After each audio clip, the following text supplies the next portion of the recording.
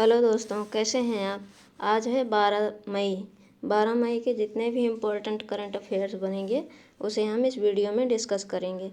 दोस्तों, इस चैनल पर 4000 प्रश्नों की श्रृंखला स्टार्ट हो चुकी है, आप देखना न भूलें। ये आपके हर एक एग्ज़ाम के लिए जो है इम्पोर्टेंट होगा। और वीडियो को लाइक और शेयर कीजिएगा, और चैनल पर जो लोग नए जुड़े हैं वो चैनल को सब्सक्राइब कीजिएगा। चलिए शुरू करते हैं। आज का पहला प्रश्न, किस राज्य में बाढ़ रिपोर्टिंग प्रणाली की शुरुआत की गई है। किस राज्य में बाढ़ रिपोर्टिंग प्रणाली की शुरुआत की गई है। ये जो है असम में की गई है। ठीक, बाढ़ रिपोर्टिंग प्रणाली की शुरुआत असम में की गई है। ठीक, अब असम के जो पिछले करंट अफेयर्स है उसे भी हम कंप्लीट कर लेते हैं। पहला है कि असम सरकार ने स्मार्ट थाने बनाने के लिए मैत्री योजना शुरू की, और भारत ने एडीबी के साथ असम में बिजली उत्पादन क्षमता में वृद्धि करने के लिए 231 मिलियन अमेरिकी डॉलर के ऋण पर हस्ताक्षर किए हैं। और सुधांशु धूलिया को गुवाहाटी उच्च न्यायालय का मुख्य न्यायाधीश नियुक्त किया गया है। असम के मुख्यमंत्री ने 9 जनवरी 2021 को 25 गुलाबी बसों को हरी झंडी दिखाई है। और असम सरकार ने राज्य के कर्मचारियों को खादी कपड़े भेंट करने का फैसला लिया है। अगला है कि असम सरकार ने अरुणोदय स्कीम लॉन्च करने की घोषणा की है। और असम की तेजपुर लीची को जीआई टैग मिला है। कोट बिहू त्यौहार असम में मनाया जाता है। जिष्णु बरुआ असम के मुख्य सचिव बने हैं। और हेमंत बिस्वा शर्मा जो है ये असम के मुख्यमंत्री बने हुए हैं। ठीक, ये थे असम के इम्पोर्टेंट करंट अफेयर्स। अब असम का जो है लोकेशन देख लेते हैं मैप में। ये असम है। ठीक, असम जो है अरुणाचल प्रदेश, नागालैंड, मणिपुर, मिजोरम और त्रिपुरा, मेघालय और पश्चिम बंगाल के साथ सीमा बनाता है, और बांग्लादेश और भूटान के साथ भी अंतर्राष्ट्रीय सीमा बनाता है। ठीक, अब इसकी बेसिक डिटेल देख लेते हैं असम की। असम है, इसकी कैपिटल जो है वो दिसपुर है। ठीक, असम की कैपिटल दिसपुर है। और असम की स्थापना जो है, असम राज्य की स्थापना 26 जनवरी 1950 को हुई थी। और सीएम जो हैं सर्बानंद सोनोवाल हैं। ठीक, सर्बानंद सोनोवाल जो है असम के सीएम हैं। और गवर्नर जो हैं जगदीश मुखी हैं। ठीक, और चीफ जस्टिस जो हैं वो सुधांशु धूलिया हैं। असम के चीफ जस्टिस सुधांशु धूलिया। और असम की हाई कोर्ट जो है वो गुवाहाटी में स्थित है। ठीक, और 33 सीटें हैं, मतलब 33 ज़िले हैं। लोकसभा सीट 14 है, राज्यसभा सीट 7 है, और विधानसभा सीट 126 है। और कौन कौन से नेशनल पार्क हैं, तो Kaziranga national park, Manas national park, Dibru Saikhowa national park, और Nameri national park, Orang national park. ठीक, इतने नेशनल पार्क जो है असम में स्थित हैं। और किन किन राज्यों के साथ सीमा बनाता है, अरुणाचल प्रदेश, नागालैंड, मणिपुर, मिजोरम, त्रिपुरा, मेघालय और पश्चिम बंगाल, ये 7 राज्यों के साथ और 2 देशों के साथ सीमा बनाता है, बांग्लादेश और भूटान के साथ। ठीक, अब चलते हैं अगले क्वेश्चन पर। अगला क्वेश्चन है कि किस राज्य या केंद्र शासित प्रदेश के सभी 1.16 लाख ग्रामीण घरों में अभी पानी की आपूर्ति है। किस राज्य या केंद्र शासित प्रदेश के सभी 1.16 लाख ग्रामीण घरों में अभी पानी की आपूर्ति है। ये जो है पांडुचेरी में। ठीक, पांडुचेरी में पानी की आपूर्ति जो है की जा रही है। ठीक, अब अगला क्वेश्चन देखते हैं। अगला क्वेश्चन है कि ट्विटर ने भारत को कोविड-19 संकट के समाधान के लिए कितने $USD मिलियन दान करने का घोषणा किया है। ट्विटर ने भारत को कोविड-19 संकट के समाधान के लिए कितने $USD मिलियन का दान किया है। ये जो है कितना दान किया है, तो 15। ठीक, 15 US मिलियन डॉलर जो है ट्विटर ने कोविड-19 संकट से समाधान पाने के लिए भारत को दान किए हैं। ठीक, अब अगला क्वेश्चन देखते हैं। अगला क्वेश्चन है कि टेनिस टूर्नामेंट मैड्रिड ओपन 2021 में पुरुष एकल का खिताब किसने जीता। टेनिस टूर्नामेंट मैड्रिड ओपन 2021 में पुरुष एकल खिताब किसने जीता है। तो ये जो है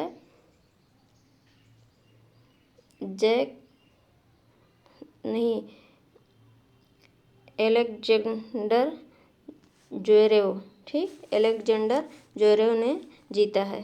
ठीक, इसके पहले हमने अभी ट्विटर के बारे में बताया था, ट्विटर के बारे में थोड़ा सा और जान लेते हैं। जैसे ट्विटर की स्थापना कब हुई थी, तो ये जो है 2006 में, ठीक, ट्विटर की स्थापना 2006 में हुई थी और इसका मुख्यालय कैलिफोर्निया यूएसए में है। ठीक, यूएसए कैलिफोर्निया में है और इसके सीईओ जो हैं वो जैक डोरसे हैं। ठीक, सीईओ जैक डोरसे हैं। ठीक, इतना जो है ट्विटर के बारे में याद रखिएगा। अब चलते हैं अगले क्वेश्चन पर। अगला क्वेश्चन है कि खबरों में रहा माउंट सिनाबंग ज्वालामुखी किस देश में स्थित है। खबरों में रहा माउंट सिनाबंग ज्वालामुखी किस देश में है। ये जो है इंडोनेशिया में है। ठीक, सिनाबंग ज्वालामुखी जो है ये इंडोनेशिया में है। अब चलते हैं अगले क्वेश्चन पर। अगला क्वेश्चन है कि राष्ट्रीय प्रौद्योगिकी दिवस कब मनाया जाता है। राष्ट्रीय प्रौद्योगिकी दिवस कब मनाया जाता है। ये 11 मई को, ठीक, 11 मई को राष्ट्रीय प्रौद्योगिकी दिवस मनाया जाता है। अब डे की बात आई है तो जो अप्रैल के इम्पोर्टेंट डेज हैं उसे हम कवर कर लेते हैं। ठीक, 2 अप्रैल को वर्ल्ड ऑटिज्म जागरूकता दिवस मनाया जाता है। 4 अप्रैल को खान कार्रवाई जागरूकता दिवस और सहायता के लिए अंतर्राष्ट्रीय दिवस मनाया जाता है। 5 अप्रैल को राष्ट्रीय समुद्री दिवस हर साल मनाया जाता है। 6 अप्रैल को विकास और शांति के लिए खेल का अंतर्राष्ट्रीय दिवस मनाया जाता है।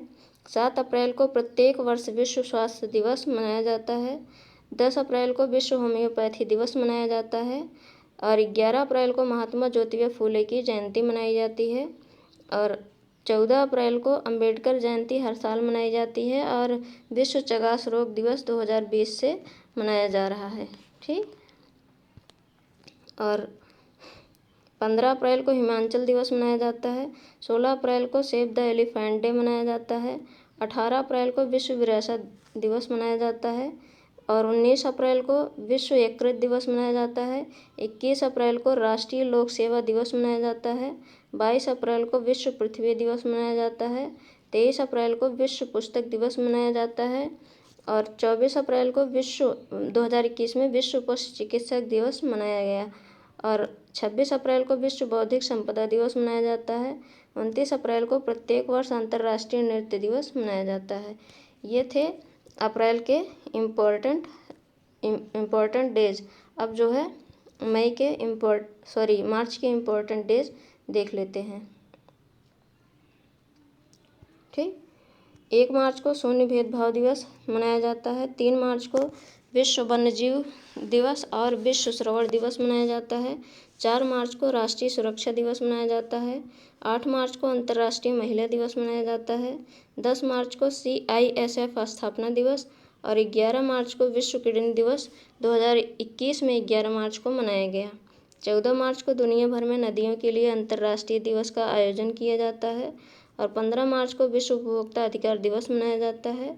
16 मार्च को राष्ट्रीय प्रतिरक्षण दिवस मनाया जाता है। 18 मार्च को ग्लोबल रिसाइकलिंग डे मनाया जाता है। 20 मार्च को अंतर्राष्ट्रीय खुशी दिवस और विश्व गौरैया दिवस मनाया जाता है। 21 मार्च को अंतर्राष्ट्रीय वन दिवस, 22 मार्च को विश्व जल दिवस मनाया जाता है और 23 मार्च को विश्व मौसम विज्ञान दिवस, 24 मार्च को विश्व क्षय रोग या टीबी दिवस मनाया जाता है, 27 मार्च को विश्व रंगमंच दिवस मनाया जाता है और 27 मार्च 2021 में अर्थ आवर डे मनाया गया। ठीक, अब चलते हैं अगले क्वेश्चन पर। अगला क्वेश्चन है कि बाबर आजम किस खेल से संबंधित हैं।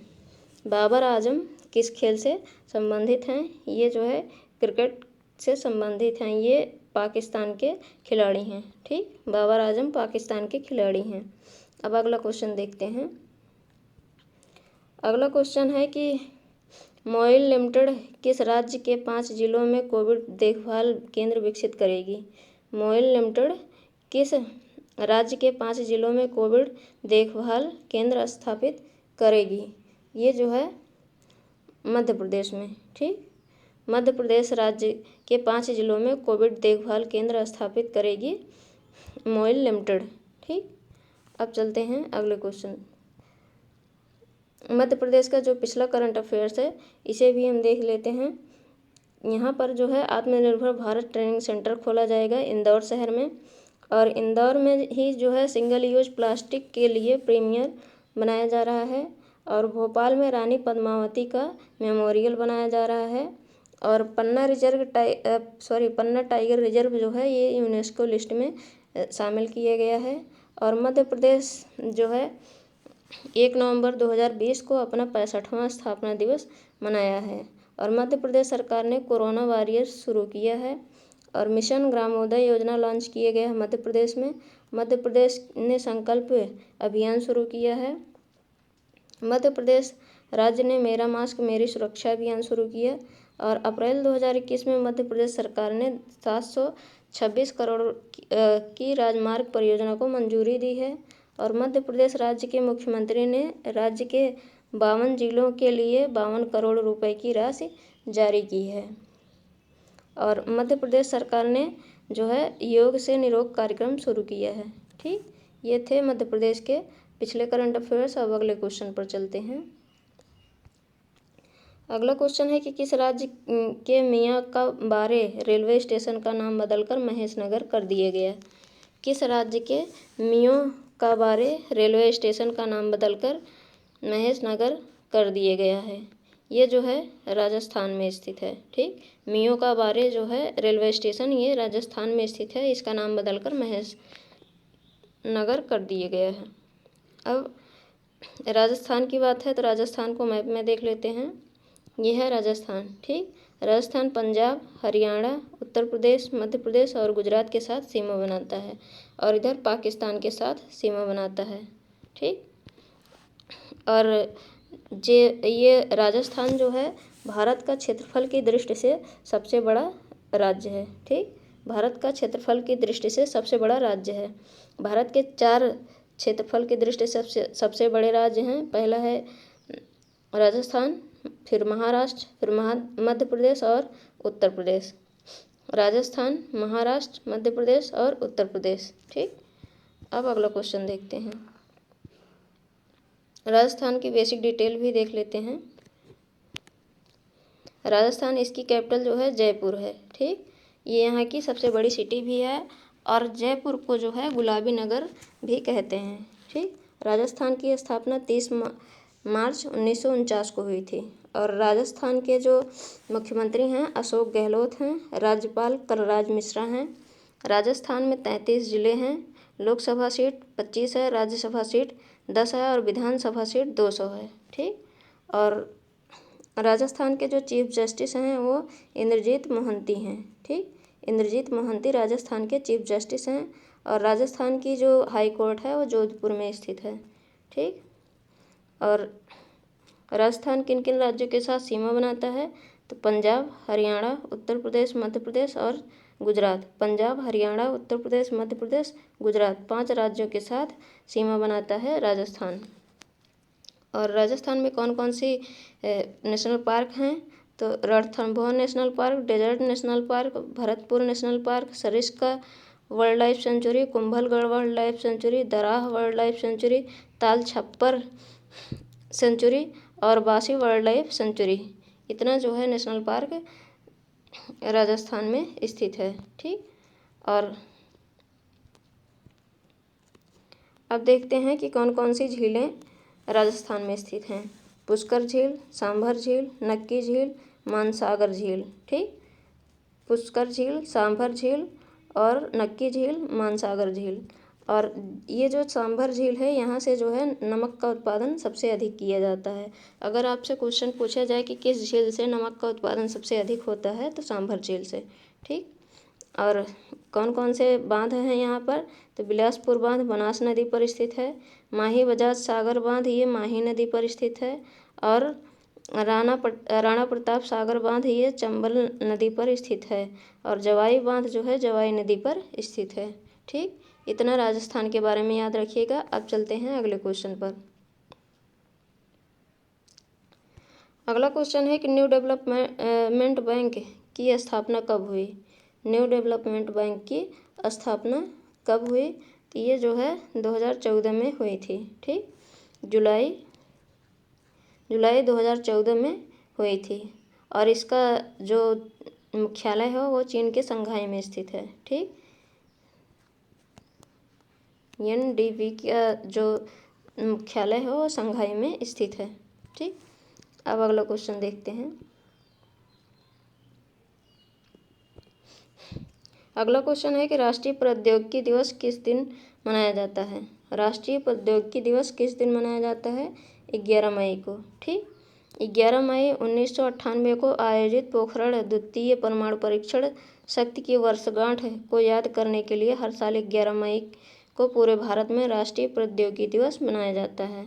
और दूसरे परीक्षण परमाणु परीक्षण पोखरण दूसरे के रूप में किया गया था, जो मई 1998 में पोखरण टेस्ट रेंज में किया गया था। और इस ऑपरेशन का संचालन दिवंगत राष्ट्रपति और aerospace engineering doctor APJ Abdul Kalam द्वारा किया गया था। इसका कोड नाम ऑपरेशन शक्ति था। ठीक, और इसके बारे में और भी जानते हैं कि पहला परीक्षण कोड नाम स्माइलिंग बुद्धा था, मुस्कुराते बुद्ध।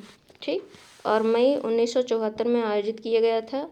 और इन सभी परमाणु परीक्षणों ने संयुक्त राज्य अमेरिका और जापान सहित कई प्रमुख देशों द्वारा भारत के खिलाफ विभिन्न प्रतिबंध प्रस्तुत किए थे। ठीक, और परीक्षण के बाद भारत परमाणु क्लब राष्ट्रों में शामिल होने वाला विश्व का 6ठा देश बन गया था। ठीक, अब अगला क्वेश्चन देखते हैं। किस महिला को हाल ही में फिक्की लेडीज ऑर्गेनाइजेशन के राष्ट्रीय अध्यक्ष के रूप में नियुक्त किया गया है? किस महिला को हाल ही में फिक्की लेडीज ऑर्गेनाइजेशन के रूप में राष्ट्रीय अध्यक्ष के रूप में नियुक्त किया गया है? फिक्की लेडी ऑर्गेनाइजेशन को FLO भी शॉर्ट फॉर्म में कहते हैं। ये जो है उज्ज्वला सिंघानिया को। ठीक, उज्ज्वला सिंघानिया को जो है फिक्की लेडी ऑर्गेनाइजेशन के राष्ट्रीय अध्यक्ष के रूप में नियुक्त किया गया है। वह क्रम से FLO की 38वीं राष्ट्रीय अध्यक्ष बनी हैं। और FLO की स्थापना 1983 में हुई थी। इसकी स्थापना federation of India chambers of commerce and industry के एक विभाग के रूप में की गई थी। ठीक, अब अगला क्वेश्चन देखते हैं।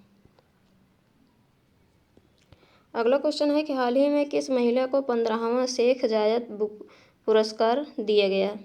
किस महिला को 15वां शेख जायद बुक पुरस्कार दिया गया? ये डॉक्टर ताहिरा कुतुबुद्दीन हैं। ठीक, डॉक्टर ताहिरा कुतुबुद्दीन हैं। इन्हें जो है 15वां शेख जायद बुक पुरस्कार दिया गया है। और मुंबई में जन्मी डॉक्टर ताहिरा कुतुबुद्दीन शिकागो विश्वविद्यालय में अरबी साहित्य की प्रोफेसर हैं। हाल ही में उन्हें 15वां शेख जायद बुक पुरस्कार दिया गया। और यह पुरस्कार जीतने वाली वह भारतीय मूल की पहली व्यक्ति बन गई हैं। और इस पुरस्कार को अरब जगत का नोबेल पुरस्कार माना जाता है। और उन्होंने 2019 में लीडन के ब्रिल एकेडमिक पब्लिशर्स द्वारा प्रकाशित अपनी नवीनतम पुस्तक अरबी ओरेशन आर्ट एंड फंक्शन के लिए यह पुरस्कार जीता है। ठीक, अब अगला क्वेश्चन देखते हैं। अगला क्वेश्चन है कि हाल ही में किस व्यक्ति को राष्ट्रीय विज्ञान अकादमी के लिए चुना गया है? हाल ही में किस व्यक्ति को राष्ट्रीय विज्ञान अकादमी के लिए चुना गया है? ये शंकर घोष को। ठीक, शंकर घोष को जो है राष्ट्रीय विज्ञान अकादमी के लिए चुना गया है। वर्तमान में शंकर घोष कोलंबिया विश्वविद्यालय में बैगेलोस कॉलेज ऑफ फिजिशियन और सर्जन में माइक्रोबायोलॉजी और इम्यूनोलॉजी विभाग के अध्यक्ष हैं। और माइक्रोबायोलॉजी के सिल्वर स्टीन और हुत परिवार के प्रोफेसर हैं।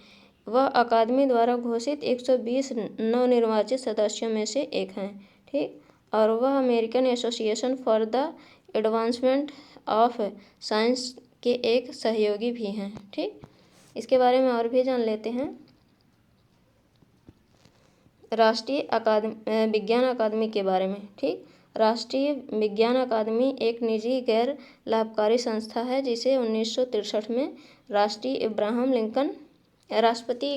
इब्राहम लिंकन द्वारा हस्ताक्षरित एक कांग्रेसनल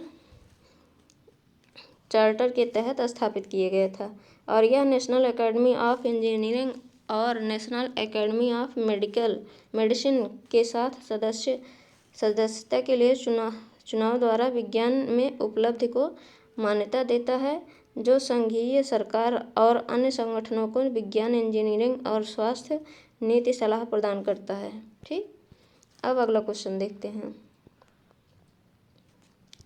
अगला क्वेश्चन है कि निम्नलिखित में से कौन 1975 के बाद राष्ट्रीय टीम में शामिल होने वाले पहले पारसी और एकमात्र सक्रिय पारसी क्रिकेटर बन गए हैं। निम्नलिखित में से कौन 1975 के बाद राष्ट्रीय टीम में शामिल होने वाले पहले पारसी और एकमात्र सक्रिय पारसी क्रिकेटर बन गए हैं। ये जो है अर्जन नागवासवाला। ठीक, अर्जन नागवासवाला जो हैं ये पहले पारसी और एकमात्र सक्रिय पारसी क्रिकेटर बने हैं। ठीक, अर्जान रोहिंटन नागवासवाला महाराष्ट्र सीमा के पास के एक गांव में पारसी समुदाय से हैं और फारूक इंजीनियर ने 1975 में भारत के लिए अपनी अंतिम टेस्ट खेलने वाले आखिरी पारसी थे, जबकि पहली टीम में पारसी डायना एडुल्जी का आखिरी गेम जुलाई 1993 में हुआ था। ठीक, अब अगला क्वेश्चन देखते हैं। अगला क्वेश्चन है कि लंदन स्थित संपत्ति सलाहकार नाइट फ्रैंक ने ग्लोबल प्राइम रेजिडेंशियल इंडेक्स में नई दिल्ली को किस स्थान पर रखा है। लंदन स्थित संपत्ति सलाहकार नाइट फ्रैंक ने ग्लोबल प्राइम रेजिडेंशियल इंडेक्स में नई दिल्ली को किस स्थान पर रखा है। ये 32वें स्थान पर है। ठीक, चीनी शहर के शेंजन, शंघाई और गुआंगझो इस तिमाही में सूचकांक में शीर्ष पर हैं। ठीक, ये तीनों शीर्ष पर हैं, शेंजन और शंघाई और गुआंगझो। ठीक, और यह सूचकांक में शेंजो ने विश्व क्षेत्रफल में 18.9 की वृद्धि के साथ सबसे मजबूत प्रदर्शन का रिकॉर्ड दर्ज किया है, जबकि न्यूयॉर्क नकारात्मक 5.8% ठीक वृद्धि के साथ सबसे कमज़ोर प्रदर्शन करने वाला बाजार बन गया है। ठीक, अब प्राइम ग्लोबल सिटीज़ इंडेक्स के बारे में जान लेते हैं कि ये क्या है। ये जो है prime global cities index Knight Frank के वैश्विक अनुसंधान नेटवर्क का उपयोग करके दुनिया भर में 45 से अधिक शहरों में स्थानीय मुद्रा में प्रमुख आवासीय कीमतों में एक मूल्यांकन आधारित सूचकांक ट्रैकिंग कार्यक्रम है। ठीक, और नाइट फ्रैंक इंडिया इसके अध्यक्ष और प्रबंध निदेशक शिशिर बैजल हैं और मुख्यालय लंदन, यूनाइटेड किंगडम में है। स्थापना 1996 में हुई थी और संस्थापक जो है हार्वर्ड, फ्रैंक, जॉन नाइट और विलियम रटली हैं। ठीक, अब अगला क्वेश्चन देखते हैं। अगला क्वेश्चन है कि हाल ही में किस व्यक्ति को नासा के 14वें प्रशासक के रूप में नियुक्त किया गया है। हाल ही में किस व्यक्ति को नासा के 14वें प्रशासक के रूप में नियुक्त किया गया है। ये बिल नेल्सन को। ठीक, बिल नेल्सन को 14वें प्रशासक के रूप में नासा के नियुक्त किया गया है और नेल्सन ने फ्लोरिडा से 18 साल तक अमेरिकी सीनेट और 1986 में अंतरिक्ष शटल मिशन 61C पर पोलैंड विशेषज्ञ के रूप में कार्य किया है और नासा का मुख्यालय वाशिंगटन DC USA में है। स्थापना 1 अक्टूबर 1958 में हुई है। ठीक, अब अगला क्वेश्चन देखते हैं।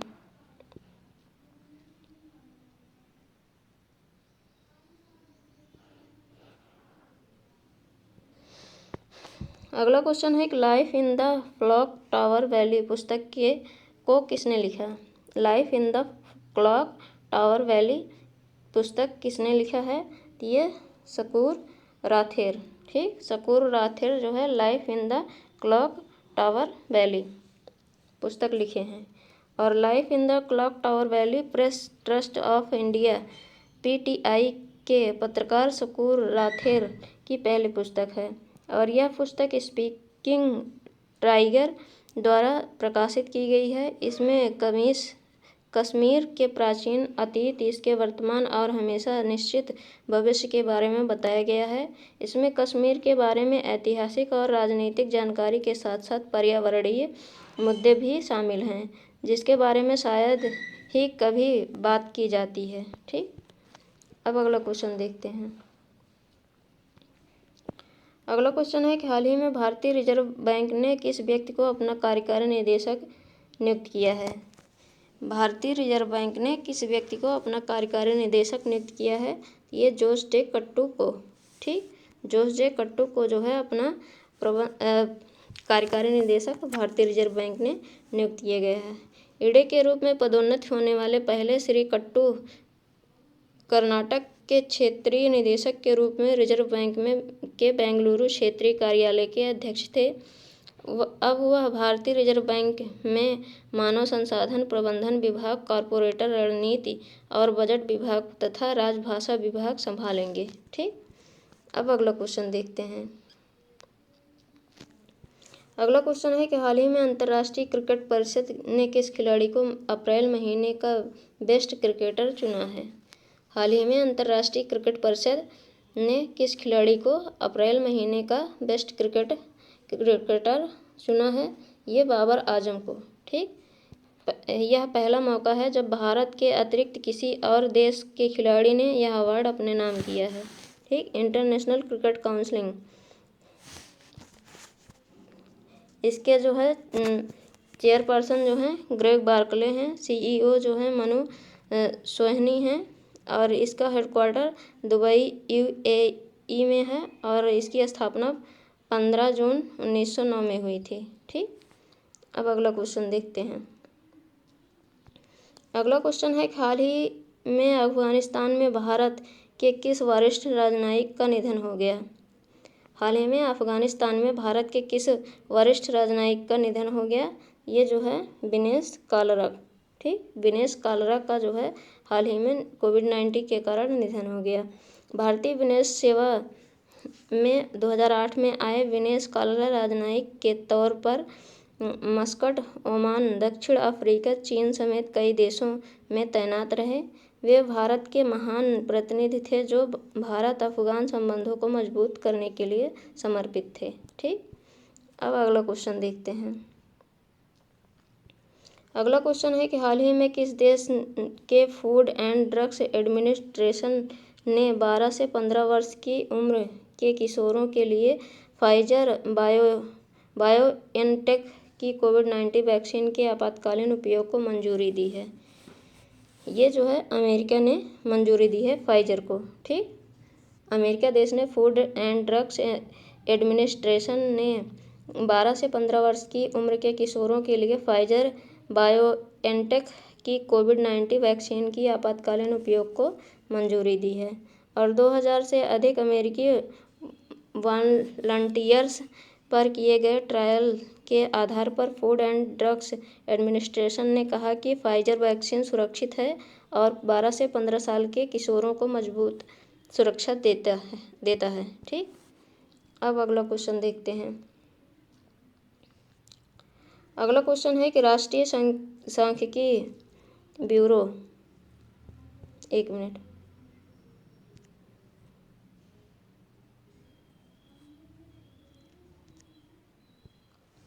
राष्ट्रीय सांख्यिकीय ब्यूरो के अनुसार चीन की जनसंख्या पिछले एक दशक में 72 मिलियन बढ़कर कितनी हो गई है। राष्ट्रीय सांख्यिकीय ब्यूरो के अनुसार चीन की जनसंख्या पिछले एक दशक में 72 मिलियन से बढ़कर कितनी हो गई है। 1.411 अरब। ठीक, 1.411 अरब हो गई है।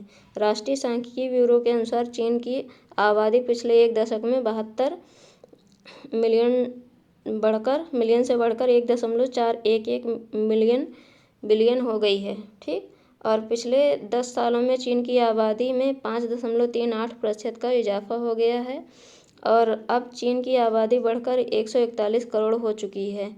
चीन की राष्ट्रीय जनगणना की रिपोर्ट के मुताबिक मुख्य चीन की आबादी में औसतन हर साल 0.53% का ही इजाफा होता आया है। ठीक, अब अगला क्वेश्चन देखते हैं। अगला क्वेश्चन है कि हाल ही में ट्विटर ने कोरोना से लड़ने के लिए भारत को कितने मिलियन डॉलर सहायता राशि के रूप में देने की घोषणा की है। हाल ही में ट्विटर ने कोरोना से लड़ने के लिए भारत को कितने मिलियन डॉलर सहायता राशि देने की घोषणा की है। ये 15 मिलियन डॉलर। ठीक। हाल ही में ट्विटर के CEO जैक डॉर्सी ने ट्वीट करके जानकारी दी है कि उन्होंने बताया है कि यह दान 3 NGO केयर एंड इंडिया और सेवा इंटरनेशनल USA को दिया है। ठीक। केयर को 10 मिलियन डॉलर और एंड इंडिया एवं सेवा इंटरनेशनल USA को 2.5 मिलियन डॉलर दिया गया है। ठीक। अब अगला क्वेश्चन देखते हैं। अगला क्वेश्चन है कि किस प्रसिद्ध टेनिस खिलाड़ी को Laureus world sportsman of the year 2021 से सम्मानित किया गया है। किस प्रसिद्ध टेनिस खिलाड़ी को Laureus world sportsman of the year 2021 award से सम्मानित किया गया है। ये राफेल नडाल को। ठीक। प्रसिद्ध टेनिस खिलाड़ी राफेल नडाल को Laureus world sportsman of the year 2021 award से सम्मानित किया गया है।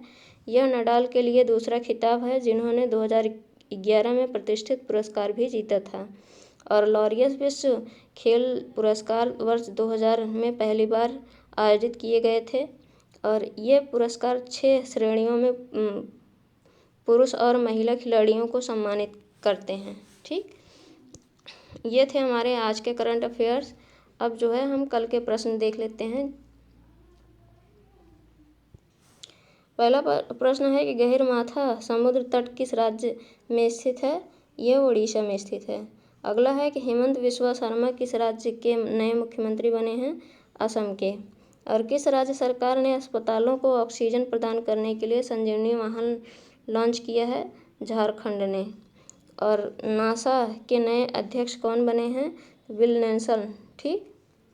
नेल्सन बने हैं।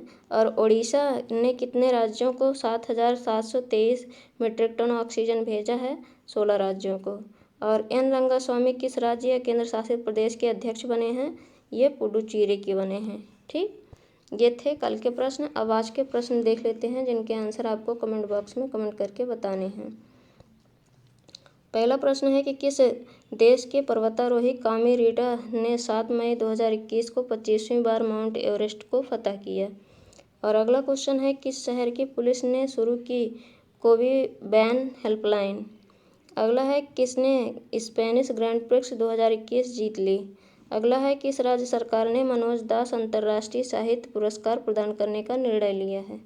अगला है टेनिस टूर्नामेंट मैड्रिड ओपन 2021 में महिला एकल खिताब किसने जीता है। अगला है किसने हरिद्वार में चिकित्सा उपकरणों की खरीद के लिए MP लैड निधि के से 1,50,00,000 रुपये दान किए हैं। दोस्तों, ये थे आज के प्रश्न, जिनके आंसर आपको कमेंट बॉक्स में कमेंट करके बताने हैं और ये भी बताना है कि आपको यह वीडियो कैसा लगा। और इस चैनल पर 4000 प्रश्नों की श्रृंखला स्टार्ट हुई है। आप इसे देखना ना भूलें, आपके हर एक एग्ज़ाम के लिए इम्पोर्टेंट होगा। और वीडियो को देखने के बाद लाइक और शेयर कीजिएगा और चैनल पर जो लोग नए जुड़े हैं चैनल को सब्सक्राइब कीजिएगा। Thank you.